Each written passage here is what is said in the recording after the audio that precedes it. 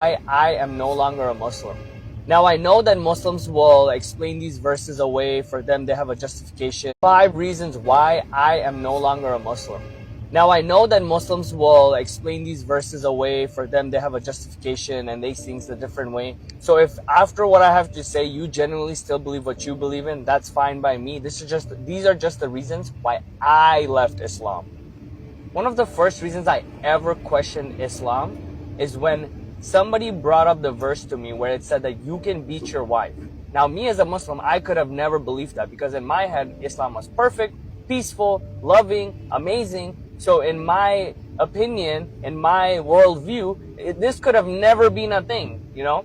So finally, when I was brought up the verse, it was very clear that you are allowed to beat your wife. It's allowed. You are allowed. Now, I don't care how you explain this verse away, saying that, you know, if you do 5,000 push-ups and then do 15 jumping jacks and then go to court of law and then you can hit your wife. It doesn't matter, because at the end of the day, it says you can hit your wife. And so that was one of the first things that, you know, raised my red flags for Islam. Second thing I found really interesting was that Muhammad was not a peacemaker. He was actually a warlord, which was completely different from the narrative that I used to believe in. My narrative that growing up was that Muhammad is a peaceful man, Islam is a religion of peace because Islam means peace, therefore it's a religion of peace. But then if you read the Quran, if you read the surah, if you read Surah 929, if you read Surah 7, 8, 9, there's so many verses where Muhammad gives clear, cutthroat instructions to go kill the disbelievers, to fight in the name of Allah and His cause, and if people are not listening to you, and to pay the jizya. Now, the best argument that Muslims come up with is that it was self-defense. But it doesn't work that way, because self-defense is when somebody attacks you for no reason and you defend yourself. But when you go and attack someone, and they fight back, and then you go, aha, they just fought me, so I can hit them back and I can kill them, that's not self-defense. Remember, Islam wasn't a religion before Muhammad came into the picture. It wasn't. Like, whatever you want to say, historically, Islam wasn't a religion before Muhammad came into the picture. Then Muhammad came in, started telling people, hey, start believing in Islam. I'm giving you a choice. Believe in Islam. You know, whoever agreed, agreed. And whoever didn't agree, they were like, no.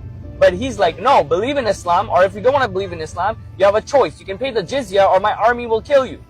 And so they're like, no, again, I want to live my life. I don't want to follow Islam. I don't care what you want me to do. I don't want to follow Islam. Okay, you don't want to follow Islam? Murder them. Kill the infidels. Kill the unbelievers. Anybody who doesn't believe in Allah, kill them. And so Muhammad was a warlord and not a peaceful one. Much different from what Jesus was teaching. Jesus said, love your enemies. Do not fight them. Do not persecute them. But Muhammad was giving like orders, which is army, killing non-believers left and right. Quran is not perfectly preserved. Now, growing up, and even the Muslims watching to this day, even people in my comment section will try to defend this, saying that Quran has been perfectly preserved from the beginning of time, untouched, nothing has ever happened to it, there's only one Quran, etc., etc. Again, when you look deep into it, you start realizing, hold on a second. It's first of all, it's not perfectly been preserved. First of all, Muhammad never wrote the Quran.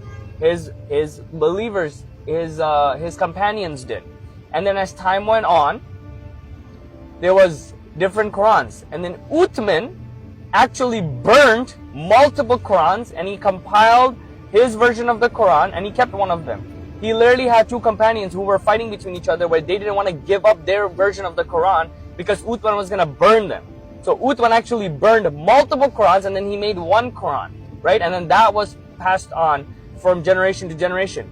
Now, even now, the Quran that you believe in is the standardized Quran. So that's why it's very similar from everybody. But there's still multiple different versions of the Quran. There's the harsh version, there's the wash version. There's almost, I think, 7 different versions of the Quran. Now, you can try and say, like, there's different qira'ats, there's different translations, etc., etc.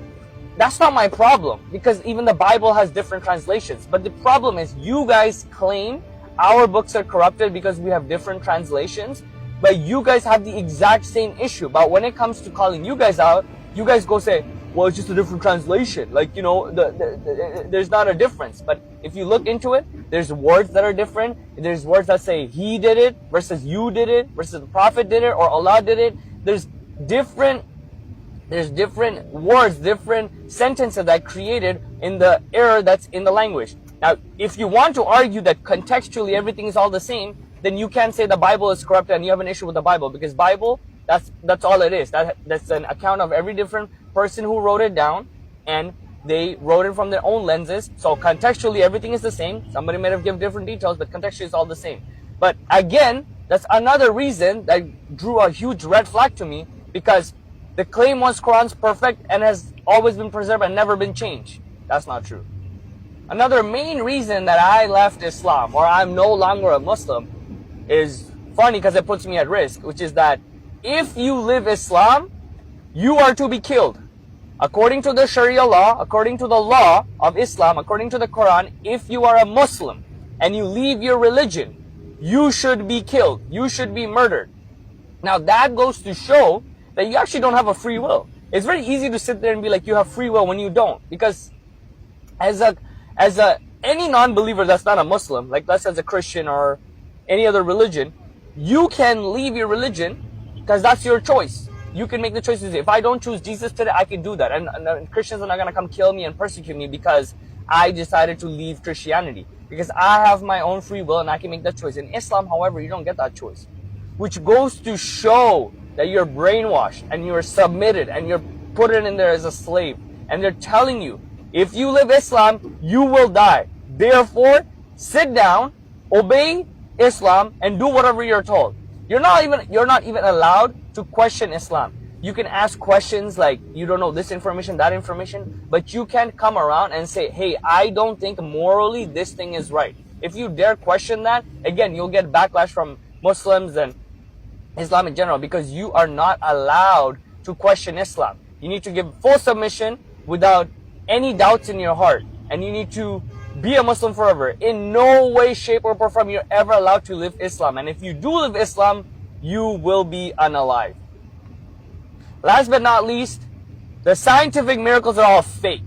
Again, I used to believe Islam has so much pure evidence that it is true, that it has all the scientific evidence to back it up. So why would anybody believe in any other religion when there's proof and scientific miracles in the Quran that came 100% true? I would believe these things. So one of them was like Muhammad went up and he cut the moon in half, and then, you know, everybody saw that or something like that. Again, I honestly, I forgot the story, but Muhammad went up and he cut the moon in half. That was the scientific miracle. And astronauts went up and then they saw, at first there was like lines on the moon. Everybody's like blowing this up all over the internet. Okay, proof for Islam. See, there's a cut in the moon because Muhammad cut the moon in half and stuff like that. A while go by, you do some research, you find out there's a bunch of cuts and dusts everywhere in the moon. There's no evidence that the moon was cut in half.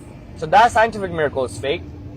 There's another verse somewhere in the Quran, and I'm gonna put it up here, so don't worry about it. But it says something along the lines of like your kids come from the man's bones or the man's brain, something like that, which is not how a baby comes. Like baby comes from the sperm and the egg meeting, right? But there's a scientific error where they say like your sperm comes from the bone or something, or like, you know, the man's brain provides, and that's how the baby like is consummated and stuff like that.